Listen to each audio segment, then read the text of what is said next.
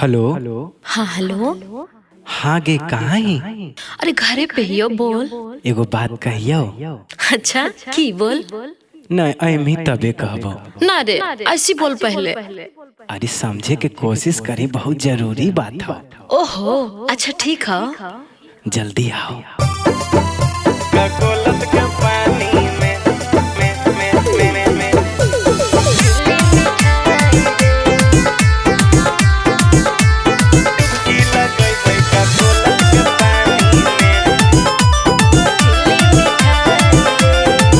आगे चलेगे तोरा नवादा घुमैबो चढ़ल जवानी में। अच्छा चढ़ल जवानी में। आगे चलेगे तोरा नवादा घुमैबो चढ़ल जवानी में।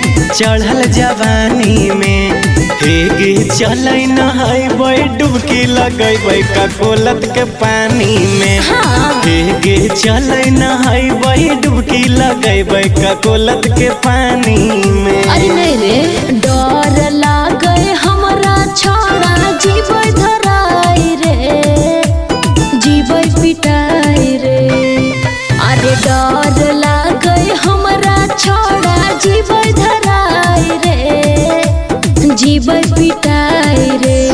रे छोड़ा जीजा जी बेचे ककलतिया में हमर झिल्ली मिठाई रे। रे छोड़ा जीजा जी बेचे ककलतिया में हमर झिल्ली मिठाई रे। ए रे बात समझ।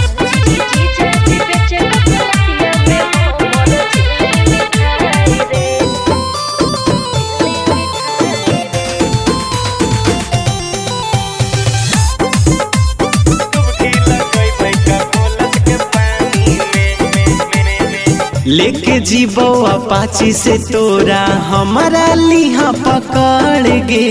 एक बेरी नहमी ककोलत जीतो जवानी निखर गे। अरे तो पकड़ा जीबे ता हे गे तोरे साथे हम हो जैती, हमरो हक छोड़ मान रे। बाकी तोरा कौची रे कहियो जीजे है दुश्मन रे, समझनी। जंगल पहाड़ घुमा देबो तोरा उमर तूफानी में। अच्छा उमर तूफानी में हेगे चलै नहाइबै डुबकी लगैबै ककोलत के पानी में। हेगे चलै नहाइबै डुबकी लगैबै ककोलत के पानी में। अच्छा ठीक हो, कोशिश करइयो।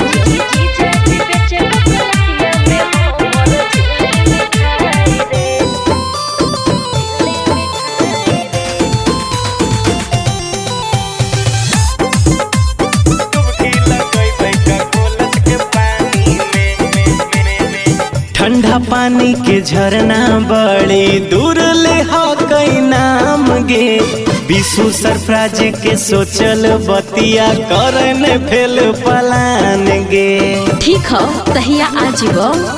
हे गे एक पैसा डर नहीं हमरो सतरंगी सुबोध रे। दिन भर हम साथे रहबो संझिया बिहा छोड़ रे। आगे देरी करा दे ही तू ही गे छौड़ी आना कानी में। आना कानी में अच्छा गे छौड़ी चलै नहाइबै डुबकी लगैबै ककोलत के पानी में। गे छौड़ी चलै नहाइबै डुबकी लगैबै ककोलत के पानी में। चल गे चल।